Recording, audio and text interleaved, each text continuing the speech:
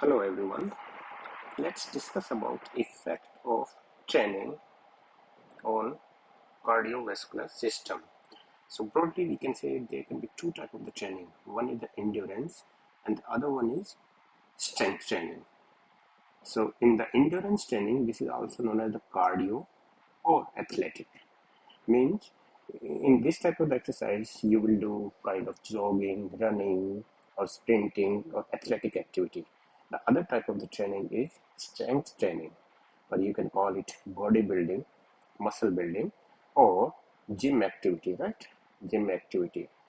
So these two type of exercise broadly we have divided endurance and the strength one. Now, what is basic difference between these two? In both type of exercise, whether the endurance or the strength, our exercising muscle need more amount of oxygenated blood, right? More amount of oxygenated blood means it is extracting out oxygen from the blood so that there should be more and more oxygen blood incoming. Now, the basic difference is in endurance exercise, or like we are doing the athletic activity, running and all these kind of activity, what we are doing in return is we are increasing the venous return. Like we are providing heart more deoxygenated blood, more and more deoxygenated blood, and asking the heart to oxygenate it and supply it, right? That is the one way of asking more oxygenated blood. In the other one, strength training, there is no increased venous return. No increased venous return. Venous return is same as that of the normal one in normal resting condition, right? But still we are asking more amount of the oxygenated blood. So that difference is like say in this diagram, this is the endurance training and this is the strength training. So in the endurance training, we are providing more deoxygenated blood. So this is the right side of the heart. So there is more and more increased venous return. So more amount of the blood is coming back to the right ventricle. So what will happen? It will try to compensate it by increasing the lumen of the right ventricle, which in turn will go to the lung, get oxygenated and come back to the left ventricle. And same thing will happen with the left ventricular cavity, because the more amount of the blood is coming oxygenated, it will occupy more space, so there will be more stretching, increasing the lumen or cavity of left ventricle, and it will be pumped to the exercising muscle.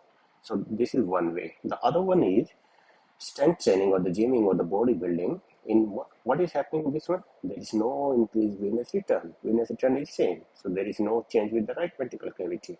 Now what is happening with the left ventricle? The same amount of the blood which was same as that in a resting or non-exercising heart, it needs to be pumped faster. So what will happen? The heart will try to pump it more by increasing force of contraction, and the force of contraction can be increased by increasing the thickness. So there will be increase in the thickness of left ventricle, but cavity or the lumen size will stay same.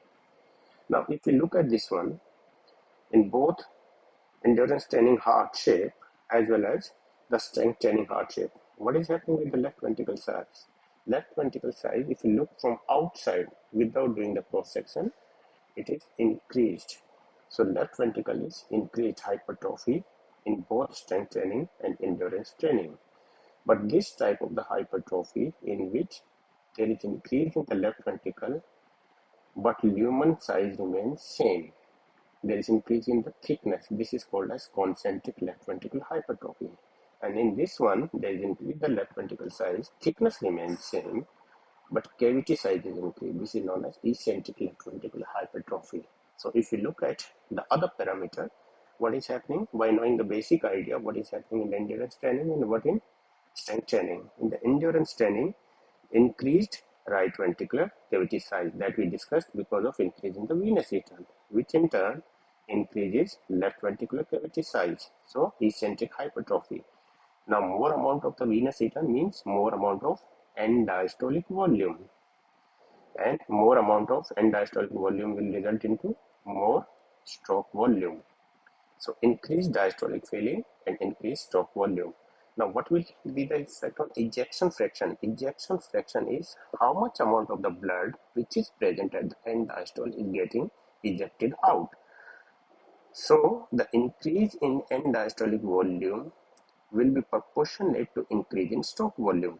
The stroke volume is increased, but percentage of the end diastolic volume that is getting ejected out remains same. So there will be unchanged left ventricular ejection fraction. Now let's discuss with the strength training. What was happening over here?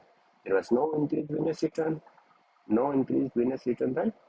So no change with the right ventricle, no right ventricular change.